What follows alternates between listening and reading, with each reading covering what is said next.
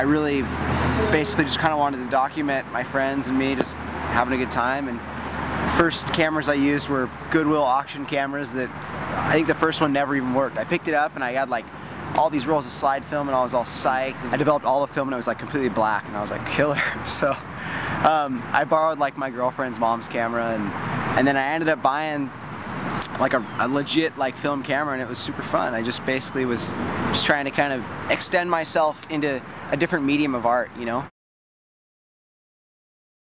I was always more inspired with landscapes, and I actually spent a summer learning under a large format landscape photographer, just kind of shadowing him and just kind of learning some things, sort of like an apprenticeship thing. And it was rad because I sort of got to get that perspective of kind of taking a moment back and appreciating your subject for what it is. Like in landscapes, you do that. You don't. It's not like surf action right here, right now, action logos. It's like you see what you want to shoot and you study it and you learn it and you kind of like cultivate a relationship with it. And I think that when I approach like surf photography, I tend to look at like my subject, and I'm not talking about surfers, I'm talking about like the waves, like the same way. Like I look at it, I want to show the whole scene. I want people to appreciate it like they would a landscape, like, because realistically that's all the wave and the surfer is. It's a part of like a larger picture.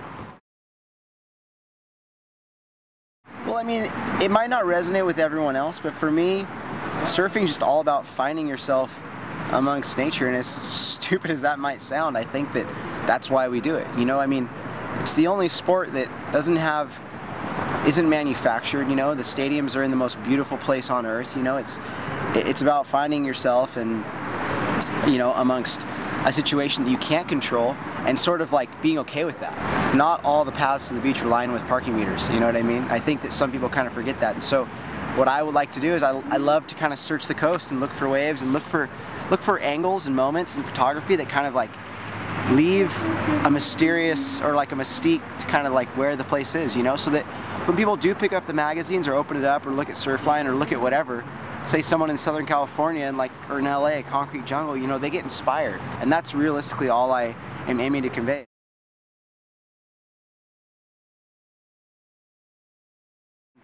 Realistically, I don't aim to like give away any spots. I've never been one to name locations. I'm always super on it as far as like where I'm going and just being low key, because that's my approach, you know. But sometimes you kind of just run into situations where not everybody's gonna like what you're doing. I'm not gonna lie, I've gotten my fair share of death threats, emails, knives pulled on me.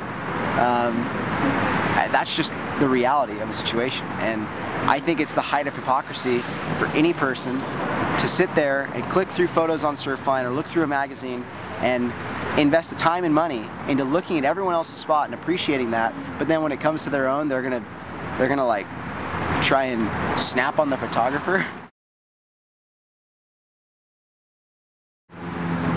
Well, there's two totally different things. The craft and the business are like, it's like night and day. If you're able to form relationships and friendships with the people that you're working with, that goes a long way in the career. As far as like cameras and all the technical side of things, that stuff just comes, you know. But as far as the business side of things, you know, that's a totally different beast, and you got to be able to kind of multitask and handle emails and calls and all these things, because realistically you can be an amazing photographer, but if you cannot manage the business side of stuff, no one's ever going to see your work, and that's just, I mean, that's just the reality of the business. In October, I stepped down as Surfline staff photographer, and I've actually just been doing freelance work and trying to get kind of more quality over quantity, I guess you could say. Just kind of cruising. It's been good. Just take a step back and really appreciate the work that you're doing, and shooting less for sure, but trying to make the moments that I am shooting really count. And hopefully you've been seeing it other places. So.